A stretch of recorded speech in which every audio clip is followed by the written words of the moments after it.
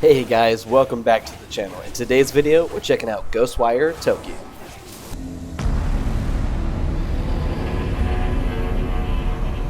Hey guys, welcome back to the channel. Real quick before we get started, just wanted to kind of apologize as I'm not using my traditional camera or mic, so the audio and visual, at least for the facial part of the review, is going to be a little off. I'm currently on vacation, so I am just using my laptop and of course these headphones. So the quality is good, but obviously not as good as my mic out. Jumping right into Ghostwire, guys. Talking about the story. So the story goes, you play as Akito, and he gets possessed by a spirit named KK, and that's what kind of gives him these abilities, these finger weaving powers, and able to resist a lot of these spirits, is because he took over Akito's body before the city was just pulled all the spirits out of everybody's body. And basically the whole entire city has gotten kind of vanished by some sort of evil dude wearing a creepy demon mask, and he's wiped out all the souls of the city, and he's trying to capture them for some evil ritual where he's trying to bring back the dead back to life. But overall, guys, I don't want to spend too much time, as I don't want to spoil anything for anybody who is still waiting to purchase the game. The story is kind of short. Like, if you just focused on like the main objectives, you can actually blow through, I think, Ghostwire in a fairly decent time. I think overall, with a bunch of side quests completed and main quest, it took me probably like 35 hours to complete. I think it was around 30. But overall, I just wish that there was a little bit more substance to the story, maybe more main missions. There's a ton of side missions, but overall, I still really enjoyed the story overall. The open world in this game is absolutely stunning. Like, everywhere you looked, this game just looked beautiful, to like the ray tracing, to the buildings, the city, like just the open world itself was just fantastically done, and it was absolutely incredible to look at. That was probably like one of the key parts that I just absolutely loved. And then like the art decision, the art style for this game is very dark. It's not a scary game, which I thought it was going to kind of be going into it, but it's definitely not it's got horror elements, but it's more of like an action type game. But I love the art style and art aesthetic that they went with. Very creepy, very dark, and I freaking loved it. We kind of touched on this already, but the side quests are kind of 50-50. There's going to be a lot of side quests that I thought were pretty fun. Like, there's this one where you're helping this guy with like the cherry orchards and trying to cleanse the tree from evil spirits. I thought that one was pretty fun. And there's a few others that were noteworthy and really fun, but there's also a lot that are very bad.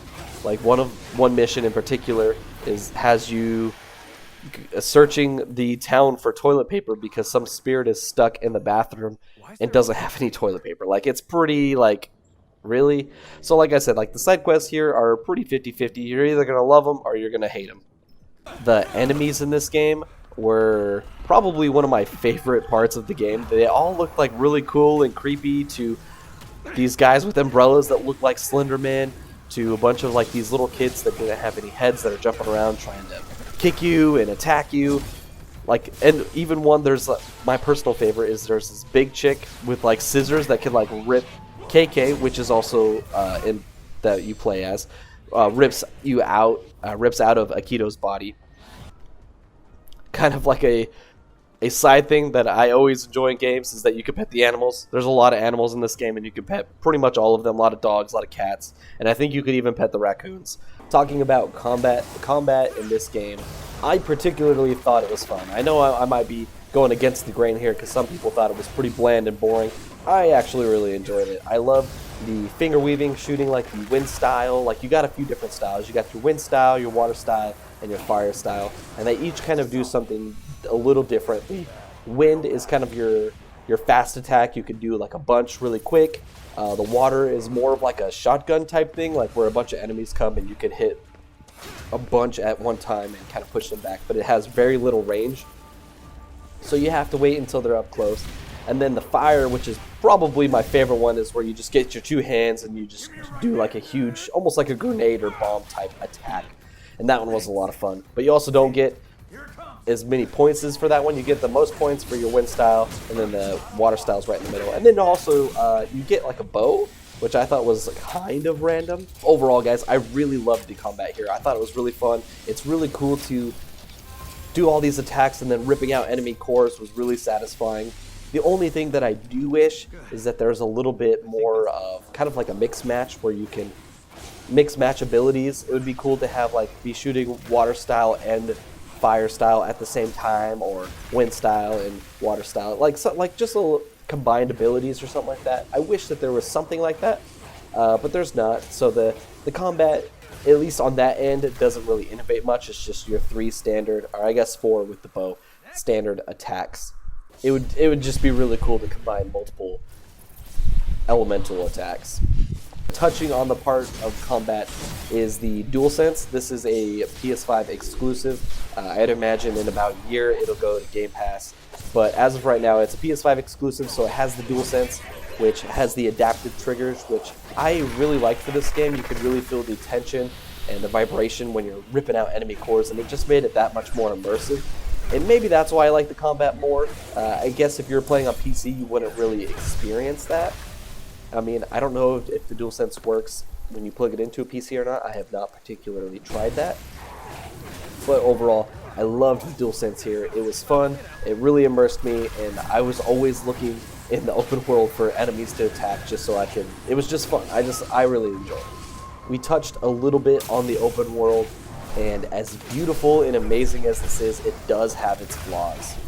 Once you unlock the open world and you're able to free roam and explore, you realize really quick that the map is literally just filled with fetch quests and collectibles.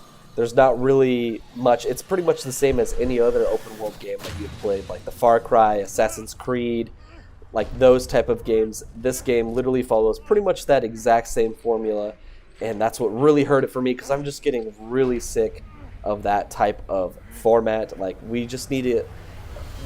I'm playing this game post Elden Ring, and after playing Elden Ring, like, it's hard for me to like look at these games and be like, wow, like, seriously, you guys couldn't do, like, you know, maybe you guys know what I'm talking about, maybe you don't, but it's just that, like, we could see now what we could do with games, and they are still doing the same generic formula.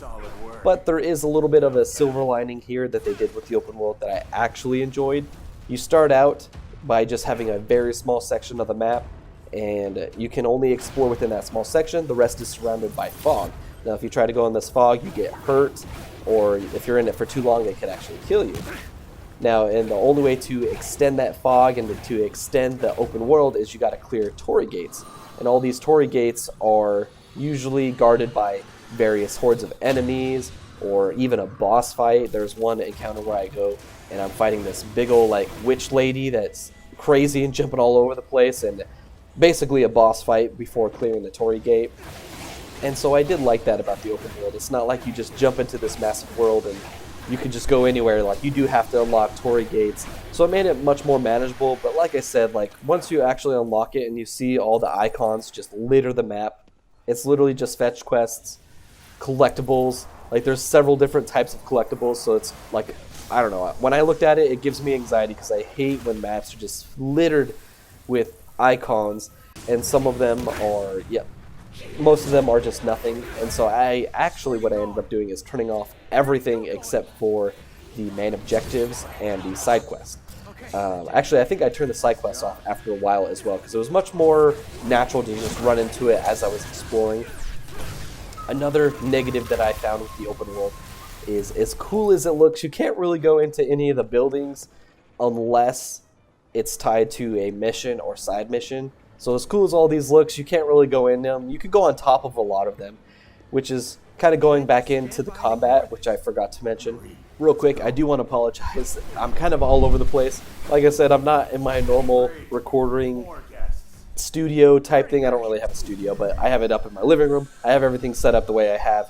And here I literally just have my phone with notes on it and my laptop. So I'm sorry if my thoughts kind of jump here and there and it's a little bit scattered. So I do apologize for that. I mentioned a little bit about this is the upgrade system. The upgrade system here is pretty lackluster, if I'm being 100% honest.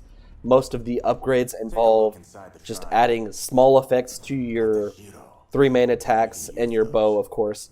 You got like your wind, water, yeah, wind, water, and fire attacks. Usually it just adds, you can do a charge attack, you know, a few seconds slower, like a millisecond slower, or you can, when you're charging it up, it'll add 2 shots instead of 1. So they're all kind of like really insignificant upgrades. Of course, there are some other ones to combat, like you can, if an enemy's near you that's close to being able to rip out their core, you could just rip out their core. Or if you accidentally knock an enemy, or not accidentally, if you knock an enemy down, they take more damage. So it's like little upgrades like that. They also give you like prayer beads, usually when you take out a Torii gate. Oh, hi, Ezra. Ezra wants to join the video.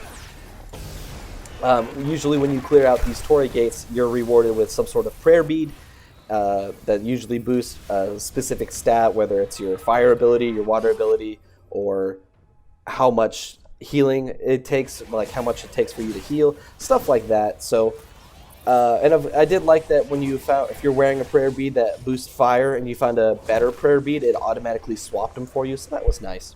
You can also customize your character in this game. Aikido, there's several different outfits and different, you know, glasses, jackets, stuff like that, which, I mean, if you're into that kind of stuff, cool. I just always find it extremely annoying when they put this kind of character customization in games that's not third person, if that makes sense. Like, oh, hold on, Bubba. Like, you have all these cool customizations, but you can't see your character. It's like, boy, I can't wait to see how cool I look when I push the pause button. Like, you know what I mean? Sorry, dude, I gotta sit you down. He's trying to touch the keyboard. And, I mean, like, Cyberpunk does it.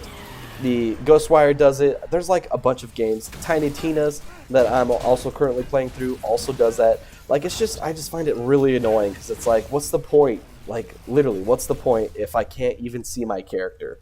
Other than pause menus or any sort of menu in general. Like, during the normal gameplay, I want to be able to see how cool I look. Like Elden Ring. I'm going to keep throwing comparisons to that. That's not the only game that does it, but it's like you have a big customization and you're able to see what you look like. Jumping into next is the boss fights. Literally, my favorite part of almost every game is boss fights. I love the big cinematic, crazy and epic music type to boss fights. Here, I actually really enjoy the boss fights. It's usually when you saw your craziest character designs, where they turned into like a giant cat or like a huge demon type thing. All the boss fights here were fun. Not all of them were just like a big dude that would take you out. Some of them were more like puzzles. Like, for instance, the cat one that I told you about, she turns into like this big like lion cat. And she'll basically kill you in one shot, and you have to kind of hide and wait till she passes you and rip out her, she has 3 cores in her tail. So some of the boss fights were more of like a puzzle type boss fight than an actual hack and slash, trying to whittle down their health boss fight, which I really enjoyed. The boss fights here were all really cool, really epic. I've said this before already, I loved the art style. It all looked really creepy and dark, and I'm super into that kind of stuff. I just absolutely loved the design of almost all the bosses. They were well done, not necessarily hard bosses, but they were all enjoyable, at least for the most part. I thoroughly enjoyed most of them. Going over my final thoughts on the game. Overall, I really enjoyed my time with Ghostwire Tokyo, which might be not a popular opinion. I've heard a lot of people say that they didn't quite enjoy this game. For me, I really liked it. I loved the story, I loved the art style and the direction that they chose. I loved how beautiful this game looked. The open world section is probably one of the most beautiful, crazy, stunning looking open world games I have seen to date in a game. Unfortunately, with that open world, it does have its downfalls, like the generic quests and being filled with fetch quests. Also, I do wish that the combat was just had a little bit extra something, maybe mix and matching abilities, combining elemental attacks, stuff like that. But after I rolled the credits, I couldn't help but sit back and be like, you know what? I really enjoyed this game. I liked it. The story was satisfying. I can't wait to see what Tango Gameworks does next. I do wish that they expanded a little bit more on the missions and maybe developed a few better side quests. There was quite a bit that were just kind of eh. But overall, like I said, guys, I enjoyed it. I thought it was a good game. I think it's definitely worth your money. If you're watching trailers or even watching this video and looking at the gameplay and be like, yeah, that looks cool, I would say definitely give it a try. Overall, like if I were to give this a number score, I think I would give Ghostwire Tokyo an 8 out of 10. I actually really enjoyed it. Like I said, 8 of 10. Let me know down in the comments what you guys thought of it. Appreciate all the support that you guys have given me. Don't forget to like and subscribe, and we'll catch you on the next one.